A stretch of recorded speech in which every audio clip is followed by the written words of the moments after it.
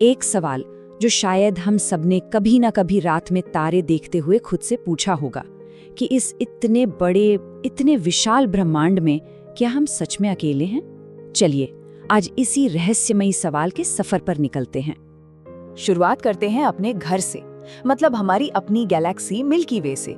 वैज्ञानिकों का अंदाजा है कि इसमें करीब करीब 400 अरब तारे हैं। जरा इस नंबर को सोचकर देखिए, 400 अरब।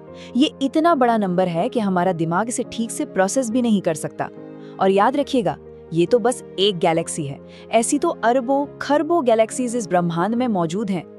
तो फिर यहीं से सबसे बड़ा सवाल पैदा होता है, अगर मौके इतने ज्यादा हैं, इतने अरबों तारे हैं, इतने ग्रह हैं, तो फिर बाकी सब हैं कहाँ? और ये कोई मामूली सवाल नहीं है, बल्कि ये एक बहुत बड़ी वैज्ञानिक पहेली की जड़ है।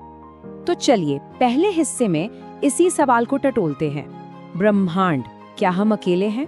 यहाँ हम उन वैज्ञानिक वजहों को देखेंगे जो इस ओर इशारा करती हैं कि शायद हम अकेले नहीं हैं। देखिए, वैज्ञानिक सिर्फ अंदाजे नहीं लगाते, उन्होंने बाकायदा एक फॉर्मूला बनाया है जिसे कहते हैं ड्रेक इक्वेशन। आसान भाषा में कहें तो ये एक तरह की कैलकुलेशन है जो ये पता लगाने की कोशिश करती है कि हमारी अपनी गैलेक्सी में कितनी ऐसी एडवांस सभ्यताएं हो सकती हैं जो हमसे संपर्क करने में सक्षम हो। और पता है इसके नतीजे क्या कहते हैं? वो हैरान करने वाले हैं। वो बताते हैं कि ये ब्रह्मांड तो जीवन से भरा हुआ हो सकता है। अब थ्योरी और गणित से हटकर जरा जमीन पर आते हैं। हमारे दूसरे भाग में प्राचीन रहस्य और सरकारी साजिशें। यहाँ हम उन दावों को देखेंगे जो कहते हैं कि एलियंस के सबूत यहीं हमारी धरती पर मौजूद हैं, कुछ हजारों साल पुराने तो कुछ बिल्कुल आज के। क्या ये हो सकता है कि हमारी प्राचीन सभ्यताओं को कहीं बाहर से मदद मिली हो? सोचिए, मिस्र के पिरामिड्स आज भी एक अजूबा है। उनका सितारों के साथ अलाइनमेंट एकदम सटीक है, कैसे? या फिर माया सभ्यता, जिन्हें अंतरिक्ष और ग्रहों की इतनी गहरी समझ थी, कहाँ से आई वो नॉलेज? और हमारे अपने प्राचीन भारतीय ग्रंथों में उड़ने वाली मशीनों यानी विमानों का जिक्र मिलता है। ये सब बातें सोचने पर मजबूर करती हैं, क्या हमारे पूर्वज वाकई अकेले थे? अब बात करते हैं 1947 की। जगह थी रोसवेल, न्यू मैक्सिको। अमेरिकी सेना एक हैरान करने वाली घोषणा करती है कि उन्हें एक उड़न तश्तरी का मलबा मिला है। सोचिए क्या खबर रही होगी। लेकिन कुछ ही घंटों में कहानी 180 डिग्री घूम जाती है। कहा जाता है कि अरे नहीं, वो तो बस एक मौसम का गुब्बारा था। पर बात यहीं खत्म नहीं हुई। कई दशकों बाद गवाह सामने आए और दावा किया कि उन्होंने उस मलबे के साथ एलियन के शव भी देखे थे। तो सच क्या था?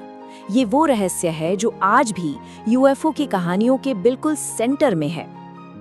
और रॉसवेल का जिक्र हो तो एरिया 51 को कैसे भूल सकते हैं? सरकार के हिसाब से ये अमेरिकी एयरफोर्स का एक टॉप सीक्रेट टेस्टिंग बेस है बस। लेकिन दुनिया भर में जो कहानी चलती है वो कुछ और ही है।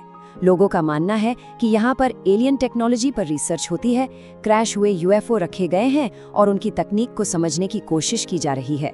और सरकार की रहस्यमयी चुप्पी इन कहानियों को और हवा देती है। तो ये थीं कुछ पुरानी और मशहूर कहानियां। अब आते हैं अपने तीसरे भाग पर, खोज बनाम फर्मी पैराडॉक्स। इस हिस्से में हम देखेंगे कि आज का मॉडर्न साइंस क्या कहता है और कैसे हमारी खोज ही हमें एक बहुत बड़े सवाल के सामने लाकर खड़ा कर देती है। आज का विज्ञान हमें उम्मीद की कई वजहें दे रहा है। हमें मंगल ग्रह पर पानी होने के पक्के सबूत मिले हैं, बृहस्पति के चांद यूरोपा पर बर्फीली सतह के नीचे विशाल महासागर होने की संभावना है। हम ऐसे हजारों नए ग्रह खोज चुके हैं जो अपने तारे से बिल्कुल सही दूरी पर हैं, जहां जीवन पनप सकता है। और तो और 2020 में खुद अमेरिका के रक्षा विभाग पेंटागन ने कुछ वीडियो जारी किए जिनमें ऐसी उड़ने वाली चीजें थीं जिन्हें वो खुद नहीं पहचान पाए। मतलब जीवन के लिए जो कच्चा माल चाहिए वो ब्रह्मांड में बिखरा पड़ा है। और बस यहीं आकर हम एक बड़ी पहेली में फंस जाते हैं। इसे कहते हैं फर्मी पैराडॉक्स। ये एक बहुत सीधा सा सवाल है। अगर ब्रह्मांड में जीवन की संभावना इतनी ज्यादा है तो फिर सब हैं कहाँ? हमें अब तक कोई संदेश, कोई संकेत, कोई सबूत क्यों नहीं मिला? ये जो एक अजीब गहरी खामोशी है, ये परेशान करने वाली है। तो इस ब्रह्मांडीय सन्नाटे की वजह क्या हो सकती है? इसकी कुछ बहुत दिलचस्प सिद्धांत हैं। एक कहता है कि शायद हर एडवांस सभ्यता एक पॉइंट पर आकर खुद को ही नष्ट कर लेती है। एक और थ्योरी है कि शायद वो हमें जानते हैं, हमें देख रहे हैं, पर जानबूझकर हमसे संपर्क नहीं कर रहे, ठीक वैसे ही जैसे हम किसी चिड़ियाघर में जानवरों को देखते हैं। या फिर ये भी हो सकता है कि हम इतने आदिम हैं, हमारी टेक्नोलॉजी इतनी बेसिक है कि हम उनके सिग्नल पकड़ ही नहीं पा रहे। जैसे एक चींटी को क्या पता कि हमारे चारों तरफ इंटरनेट के सिग्नल हैं। तो इन सभी सबूतों, सिद्धांतों और इस बड़ी सी पहेली के बाद हम अपने आखिरी और सबसे बड़े सवाल पर पहुंचते हैं। तो फिर आखिर सच क्या है? चलिए एक पल को सोचते हैं कि अगर सरकारों को कुछ पता है तो वो इसे छिपा क्यों रही हैं? शायद इसलिए कि उन्हें डर है कि दुनिया भर में अफरा तफरी मच जाएगी, या शायद डर इस बात का है कि ये सच हमारे समाज, हमारे धर्म और हमारे अपने वजूद की पूरी समझ को हमेशा के लिए बदल देगा। क्या ये एक ऐसा सच हो सकता है जिसे पचाने के लिए इंसानियत अभी तैयार ही नहीं है? तो अंत में सबसे जरूरी बात पर आते हैं। आज तक एलियंस के धरती पर आने का या उनके अस्तित्व का कोई भी ठोस वैज्ञानिक सबूत नहीं मिला है।